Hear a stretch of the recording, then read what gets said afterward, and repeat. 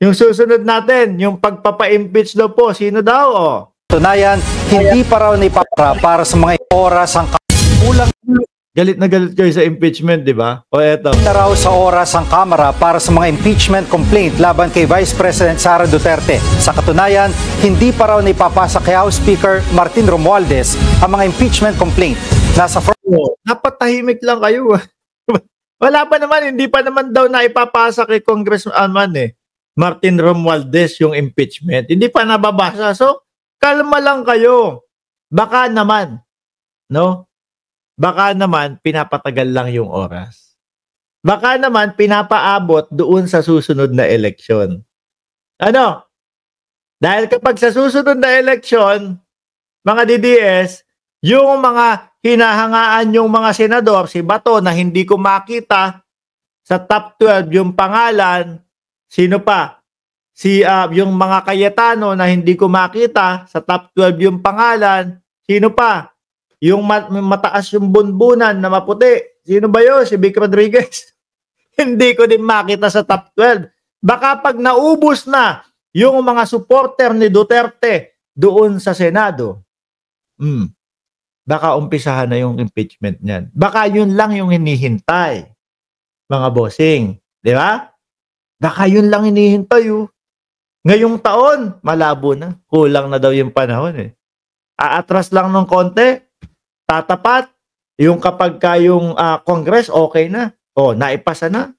Tapos, ang susunod, ibibigay na sa Senado. Kaso, wala na si Bato, wala na si Bongo, wala na yung mga DDS. Hayari na. Iya ka na. Hindi na masaya.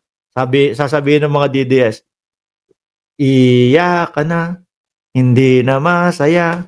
Wala nang BP. Talsik na. Frontline balitang yan, si Ria Fernandez. Nasa Kamara na ang bola sa pag-usad ng 2 impeachment complaint laban kay Vice President Sara Duterte. Pero hindi ganoon kadali ang pag-usad nito. Ngayon pa lang, sinabi na ni House Good Government Committee Chairman Joel Chua na gahol na sila sa oras dahil mag-e-eleksyon na. Ayan, gahol na daw sa oras kasi mag-e-eleksyon na. Pero aabot yan doon sa susunod na eleksyon. Pag nasa Senado na, wala nang magawa. Kasi wala nang mga Duterte, wala nang mga pro Duterte doon sa Senado. Sabi ni Ramon Velarde, nasa kangkungan na ang bagsak. Right from the very beginning naman, I am consistent naman na kung merong ground, meron naman talaga. But ang concern ko daming ground po para sa impeachment, mga bossing, no? Una, yung pasobra-sobra daw po, bribery, 'di ba? Pangalawa, yung hindi wastong paggamit ng confidential funds, no? Betrayal of public trust. Ano pa? Yung pagbabanta sa pangulo. Ano pa? Diyos ko, yung may pagkasaltek. 'Di ba? Sabi ni Trillanes, Jolly in Paris, sabi ni Trillanes. May topak. Lalo mapipikon yung mga DDS dito. Uy, si BP daw may topak, sabi ni Trillanes. talaga is yung time. Yung time element. Yung time daw. Hindi nyo pa napapansin, yung time daw, sabi.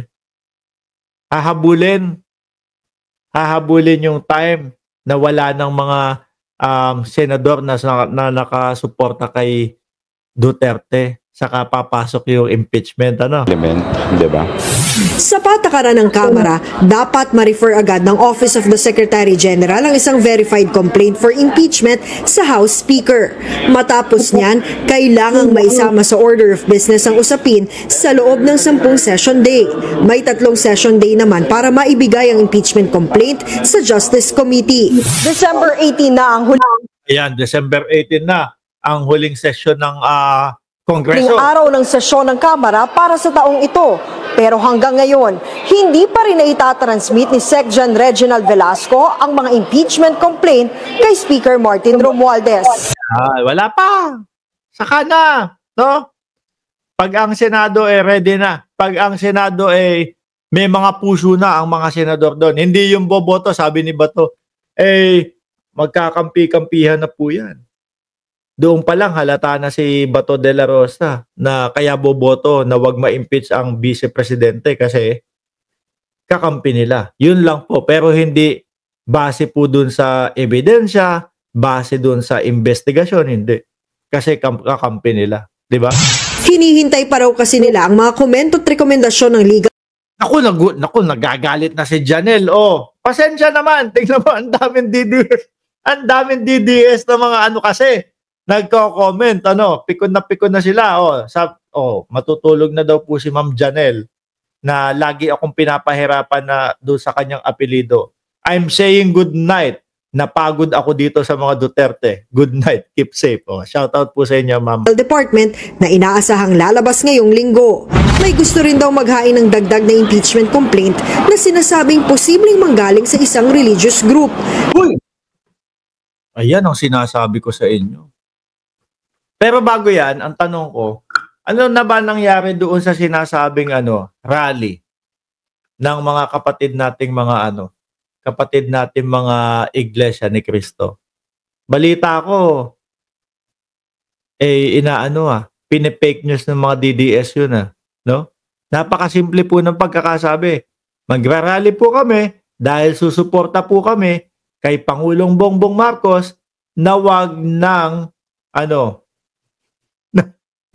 nang pa-impeach ang Vice Presidente. Nagalit pa yung mga DDS, wag na nga ipa-impeach di ba? Natutuloy ba yun? Matuloy o wala na?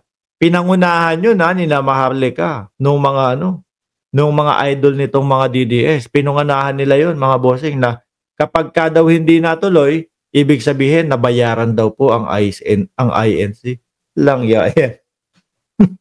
Samantalang ang sabi po nung host, mga kababayan, magra-rally kami para suportahan ang ating Pangulo doon sa isinusulong niyang wag nang i-impeach si Inday Sara Duterte. Ngayon, mga kababayan, religious group naman po yung pangatlo na maghahain ng impeachment. Na inaasahang lalabas ngayong linggo. May gusto rin daw maghain ng dagdag na impeachment complaint na sinasabing posibleng manggaling sa isang religious group. Sino kaya yung religious group na yan, mga bossing? Ako unang pumasok sa utak ko, mga bossing, baka El Shaddai. No? Pero baka El Shaddai po, mga kababayan. Kumbaga, unang pumasok. Bakit to? Kasi Katoliko, as Catholic naman yun hindi lang grupo yan. Kumbaga, talagang Katoliko na yan. Muslim, Katoliko, etc. Iglesia ni Cristo, hindi naman po. Dahil ayaw niya nga ng mga impeachment. Yung Jesus is Lord, kaila Villanueva yun. Di ba? Si Villanueva, alam natin na medyo maka-Duterte yun, si Villanueva. So, malabo yun. So, isa sa nakita ko at naisip ko, mga kababayan, yan, tama! Sabi ni Cesar Maltiso, baka KOJC din po. Bakit? Sadali, babalikan ko yung KOJC mo, Cesar. Bakit tayo sumasang-ayon na baka KOJC? Gusto ko to. Sabi ni Luzonico, binabaliktad mo, bayad ka kasi. Uy, hindi. Grabe ka. Sinasabi mo bayad ako. Ang alam kong may bayad, doon sa EDSA ninyo, 500 daw pag pumunta. Pero kinupit yung 300. Piruin mo, naghakot na lang. Nangako na magbabayad. Tapos kinupit pa yung 300. Kawawa naman yung napangakuan. Diyan ang may sinasabing bayad. At take note Luzonico. May video yun. may video yun. Meron pang may listahan pa ng mga tagto 200. Yun. Yung sinasabi mong bayad sa akin. Sige nga, pakitaan mo nga ako ng video. na umabot ako ng pera, kumuha ko ng pera. Kumukhang pera ako, naka-on. Yang dyan. Yang super chat, super sticker, kung ano-anong super yan, na hihikayatin ko kada vlog ko. Uy, magpalipad naman kayo. Ay, hindi naman nagpapalipad. Mang-uuto na lang ako ng OFW.